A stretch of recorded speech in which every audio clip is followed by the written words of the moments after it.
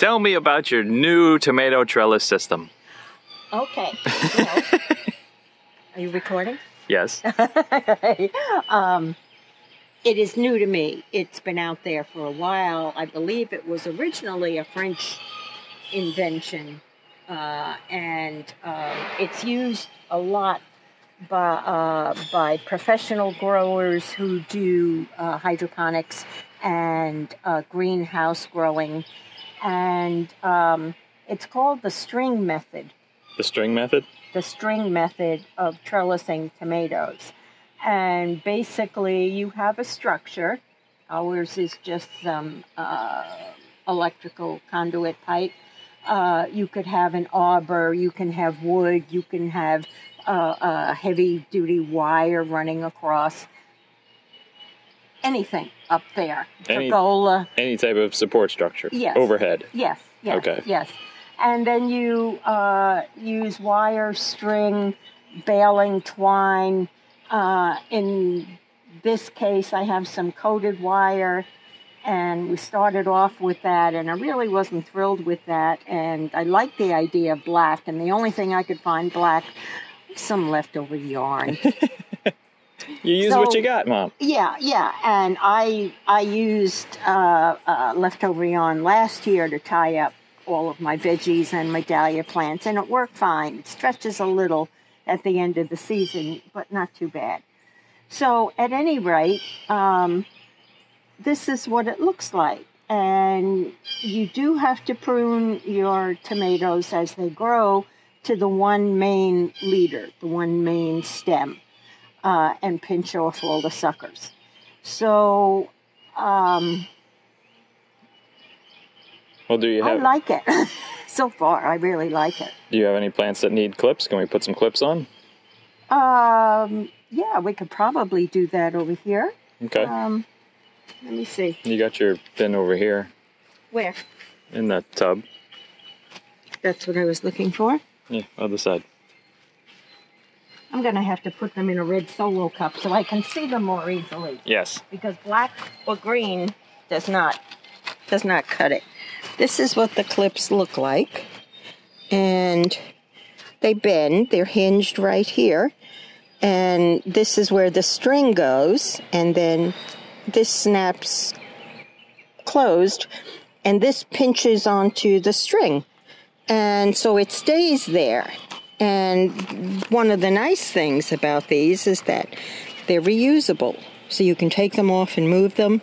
You can take them off at the end of the season and reuse them next year.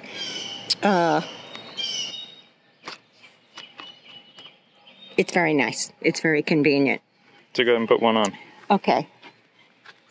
If you don't want to use these clips, you can always use the method of twirling it around like this. Wrap it around the string? Uh-huh. Like that. But you said you didn't want to do that because... Well, I'm afraid, since I tend to be a little klutzy, you know, once or twice around here I'm okay with, but I'm afraid that I'll knock off a flower cluster or break a branch. I see. Or a stem. And so I figured this is a whole lot safer and easier for me for the couple cents a clip that it costs. Here's one. Here's a flower cluster, and you can see I pinched off a long sucker.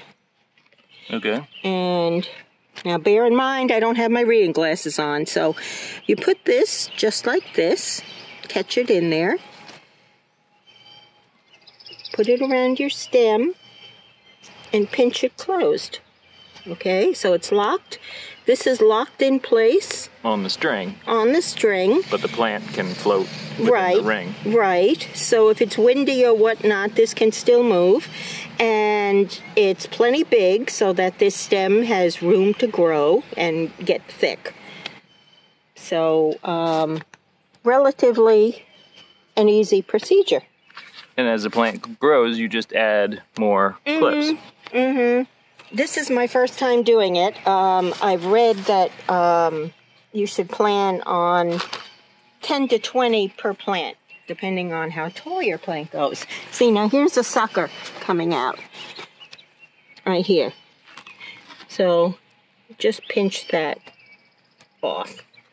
If it's any bigger than that, I would use a pair of scissors or pruners or something like that. So the suckers are the ones that grow like in the joint there? Yes. Where the main branch comes, or a side branch comes off? Yes. Now, they will continue to grow and they'll produce flowers as well.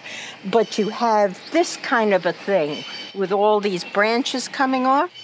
And if you're tying to a trellis, that's fine. Okay. But in this method, you should just have this one main stem. Okay. So you're trying to train them to go just singular up one direction, right, instead of branching all over. Right. Let's see here. Okay. See, you can see, if you come over here, you can see this flower cluster. And really, I think that should be on the other side of here. And if you were to wrap it around, I'm just afraid that I wouldn't see that, and I would wrap the string around and terminate that flower cluster. I gotcha. So, see, here's another flower cluster. So they're doing extremely well. And last year, well, we've tried tomato cages, and then we tried our own sort of trellis system. Makeshift trellis system, utilizing bits and pieces and bits and bobs of things that we had, right? Already, and we just used it because it was there. And it worked, but it was tedious and time-consuming, and didn't look the prettiest. And speaking of looks, this is what the conduit pipe looks like. Unpainted. When you first buy it, right. And after we put this up, it occurred to us, of course, after the first one, that if we painted it black, it would disappear and would not be quite so obvious from the road. So these were all painted before we put them up, and you were gracious enough to say that you would. Someone needs to get on that. Yes, get on a ladder and just paint this. However, so yeah. So, and I have a mix of tomatoes out here. I have slicing tomatoes. I have paste tomatoes. I have cherry tomatoes. More tomatoes than I could ever use in a season. How many tomatoes do you have, Mom? Well, the last time I counted, it was 97. And I have one empty pot over there, which I'm going to put 3 little tomatoes in today, just to round it off to an even 100. An even 100 tomato plants? Yeah. And how many different varieties? I think you said 5? I think 5. 3 slicers, 2 paste tomatoes. Oh, no. 3 slicers, 2 paste tomatoes, and 5 cherry tomatoes. Oh, that's right, 10, yeah. All varieties, different varieties. Yeah. So I'm trying, in essence, to find, I do not plan on planting all of these varieties next year. The goal is to find tomatoes that can live well and prosper in the South Carolina heat and humidity in the summer. So the ones that grow well, produce well, and can tolerate blight and mildew and high humidity and everything else that can go wrong with gardens down here. So, so we will see. We will see. But everything is looking very well, and so far I'm enjoying this system very much. Okay, here, see now, this tomato plant is growing up. This is a sucker. See, it's coming off from the base, and the flowers are here. Mm-hmm. So we just pinch this off. And then this will be the main branch. I see something like this, you could just wrap around. Okay. So, but for the most part, I really do like the clips. I like the string system. It seems to be working very well. Oh, here we have a little tomato flower that's blossoming. So, they are doing extremely well. I'm very pleased. So how long before you think you'll get your first fruit? I have no idea. I have no idea. Come on, we have to have a countdown to first harvest. I know. I should write down the dates from planting until harvest and germination and keep all of that data. But I don't. That's not you. No. You like to wing it. Yeah, basically. I mean, I will write down general things like what does well, what doesn't.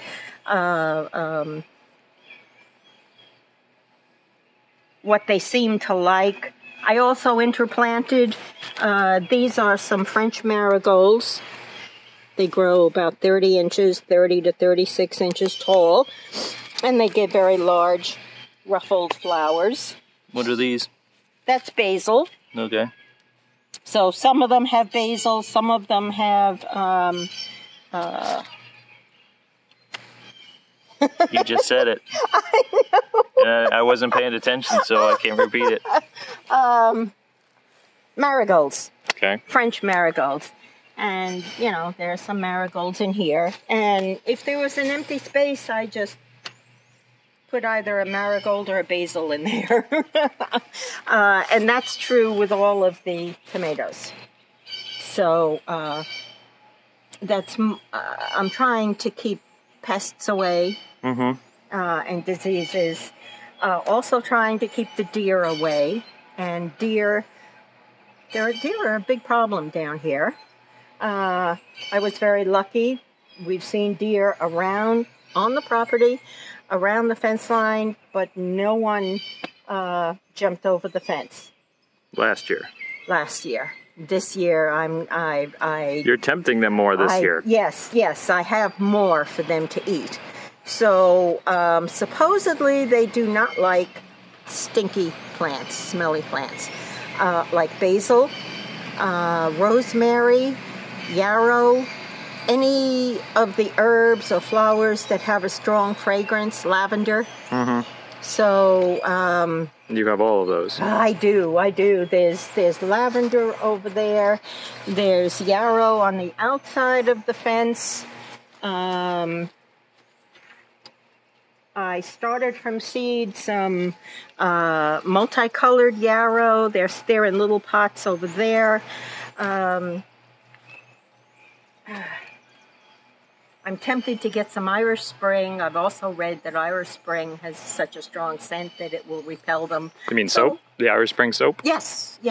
So I'm tempted just to get a couple bars, place a bar here, put it on the fence, you know, just so that they say, oh, stinky, and keep moving. Worth a shot. Yeah. So, so this is the new trellis system for the tomatoes, and I'm loving it. Absolutely loving it. And it looks so much nicer than cages, which don't work. They're too flimsy, they're too short, they're too light. We'll see how these work during the summer.